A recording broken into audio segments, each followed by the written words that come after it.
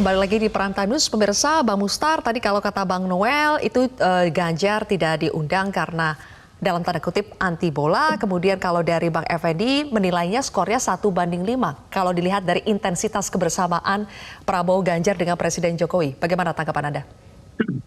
Ya, acara nonton bareng yang kemudian Pak Prabowo hadir lalu duduk di sebelah Pak Jokowi, saya pikir itu bukan hal yang spesial. Artinya bahwa harus kita tahu, setahu saya yang nonton bola itu ada 5 menteri loh. Ada 5 menteri. Ada Pak Bahlil, ada kemudian Pak Erik, ada beberapa menteri lain yang hadir. Jadi artinya tidak terlalu hal yang spesial gitu loh. Bahwa kemudian ini tapi cuma beda persoalan tribun, berlomba. Bang Mustar, menteri-menteri lain tuh di tribun timur. Kalau Pak Jokowi, Erick Thohir sama Prabowo itu di tribun VIP barat.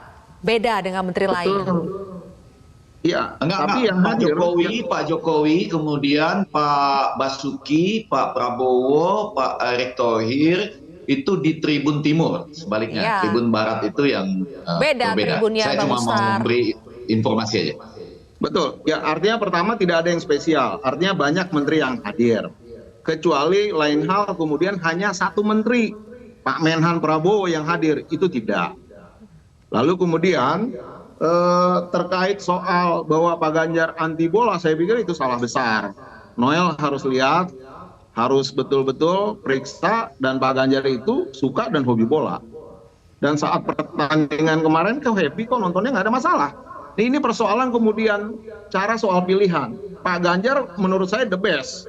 Dia memilih menonton di rumah sama seperti rakyat masyarakat di Papua, di Aceh, di Sumatera. Dia memilih nonton seperti di rumah. Jadi tidak ada sesuatu hal juga yang terlalu istimewa. Kalau kemudian ukuran kedekatan, keseringan, skor tadi yang disampaikan Effendi Ghazali 5-1, menurut saya cara berpikir saya kok berbeda ya. Itu tidak melihat bahwa ukuran kedekatan itu menjadi dia didukung oleh presiden atau di endorse oleh presiden. Justru karena saat ini yang saya tahu bahwa memang Pak Jokowi itu hampir 79-82% memang kuat. Oke, nah Pak Prabowo aja yang merasa dekat-dekat, ya sesering mungkin. Kalau Pak Ganjar kan beda polanya. Dia datang, dia turun, dia menemui rakyat. Tidak berlomba-lomba dekat dengan presiden.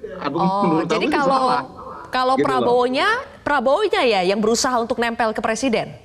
Betul, itu yang terjadi. Gitu. Kalau Ganjar lebih memilih dekat dengan rakyat lah, begitu ya. Gitu. Oke, Bang Noel, gimana tuh? Pak Prabowo-nya nih yang suka nempel-nempel sama presiden. Iya. Kalau ini terjadi di Ganjar, pasti narasinya tidak seperti apa yang disampaikan Mustar.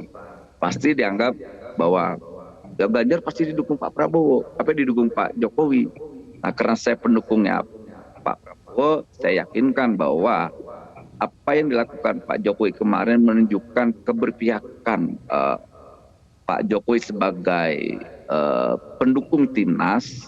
Kedua, Pak Prabowo yang punya komitmen terhadap sepak bola nasional, makanya dia hadir di lapangan bersama supporter Indonesia yang sedikit punya ketersinggungan terhadap sikap Mas Ganjar kemarin.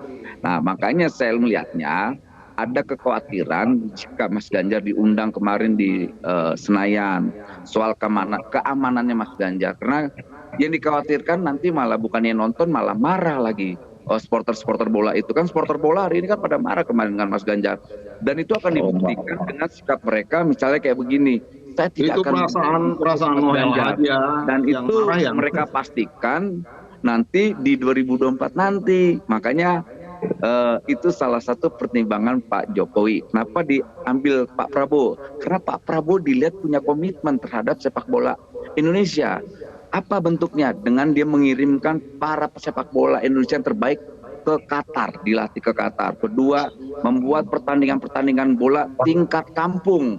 Dia bikin namanya Liga Bola Rakyat, Libra, kemarin di Solo. Lantas kemudian kemarin lagi bikin Liga Bola Rakyat Piala Prabowo di Pemalang yang penontonnya puluhan ribu. Oh, pada senang. Pokoknya. Tapi keberpihakan ini Bang Noel bukan hanya soal bola ya, tapi Anda lihat memang dari jumlah pertemuan antara Presiden Jokowi dengan Prabowo itu memang sekarang lebih banyak dengan Prabowo, dan itu berarti mean something gitu dibandingkan dengan pertemuan Presiden Jokowi dengan Ganjar. Ya, pasti ada sesuatu lah pertimbangannya, pasti pertimbangan yang paling sederhana lah. Pak Prabowo itu sosok pemimpin yang punya keberpihakan terhadap sepak bola Indonesia, itu yang pasti. Karena dia melihatnya bahwa 11 orang Noel, ngapain coba Prabowo itu bentuk harga diri mengurus soal yang bola ditunjukkan oleh tim sepak bola nasional. Kenapa, Karena hanya Bang Mustar? olahraga Kenapa tadi, Bang yang Mustar? memiliki rasa nasionalisme yang begitu tinggi dengan membawa Ya, kita yang sudah namanya tangkap Indonesia. Bang Noel. Bang Mustar ingin mengomentari kenapa tadi Bang Mustar? Saya melebar. Enggak, ini melebar diskusinya. Saya pikir begini, itu Pak Prabowo itu Menteri Pertahanan, ngapain ngurusin bola coba? Justru itu bentuk pertahanannya. Pertahanan apa? Itu bentuk pertahanannya. Harga diri bangsa itu ada di Menteri Pertahanan. Itu dong berpikirnya. Apanya bias? Nggak ada yang bias. Loh, itu ya. dia Menteri Pertahanan. Dia harusnya bicara food estate. Dia harusnya bicara poros maritim. Ya, ini tidak kelar ini ya kalau kita berbicara tupoksinya Pak Prabowo sebagai Menteri Pertahanan. Harga diri bangsa ini juga ada di sepak bola. Zilvia, Bang Effendi, kalau ingin menghancurkan sebuah bangsa, hancurkan generasi mudanya. Oke, coba Bang Effendi ditengahi dulu ini. Kayak begitulah cara Prabowo itu Menteri Pertahanan, yang harus dia urus bukan soal bola. Yang dia lakukan kemarin adalah saya ingin masuk ke poin ini nih, merapat dengan Jokowi. Ya. Masalahnya begini, Bang Effendi, kalau Bang Musar bilang Pak Prabowo itu kan Menteri Pertahanan. Tapi kalau kita lihat Prabowo itu diundang di banyak kesempatan yang tidak ada kaitannya dengan tupoksi Menteri Pertahanan, misalnya peresmian rumah sakit. Bang Effendi membacanya bagaimana, Bang? Apakah itu berarti memang ada keberpihakan Jokowi ke Prabowo? Orang udah nggak ada gunanya. siap. Ya, Bang Effendi. ya. Jadi ya dalam sepak bola tentu ada pertahanan grendel atau parkir bus dan lain-lain, tapi bukan itu intinya. Jadi Zilvia dan para pemirsa Mustar, 63% dari pemilih kita itu pencinta bola, dan pencinta bola itu fanatik. Fanatik Mustar. Nah, kebetulan kemarin itu ada salah pengertian bahwa Ganjar itu menolak Piala Dunia U20. Yang ditolak adalah kehadiran Israel, yang bahkan ketika pindah Piala Dunianya di Argentina, itu ditolak juga sama sebagian besar aktivis dan civil society di Argentina. Balik, jadi dalam hal ini pada hari ini timnya Prabowo ini, Noel yang lagi senyum-senyum itu, sangat tahu tentang ceruk pencinta bola yang 63% ini, ya kan? Nanti kan untuk pemilunya akan ketat, dapat 16% aja bagus, apalagi 63%.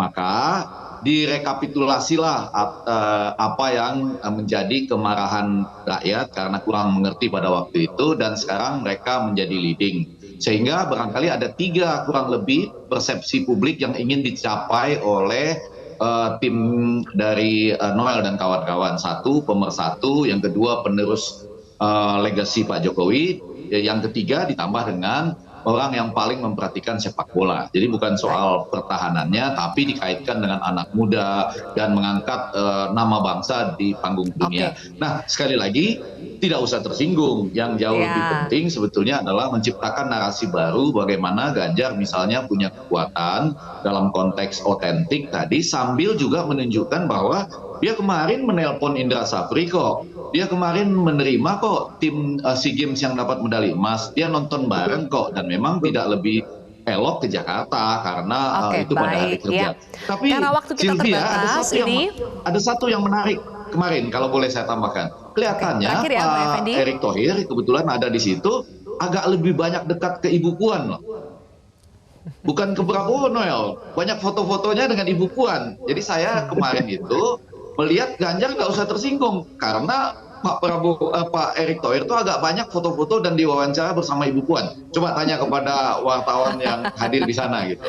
Noel, itu perlu dilihat juga loh, Noel, arahnya kemana gitu. Iya, ini banyak kode-kode yang bisa kita analisa lebih jauh ya. Oke, intinya jangan ada yang tersinggung.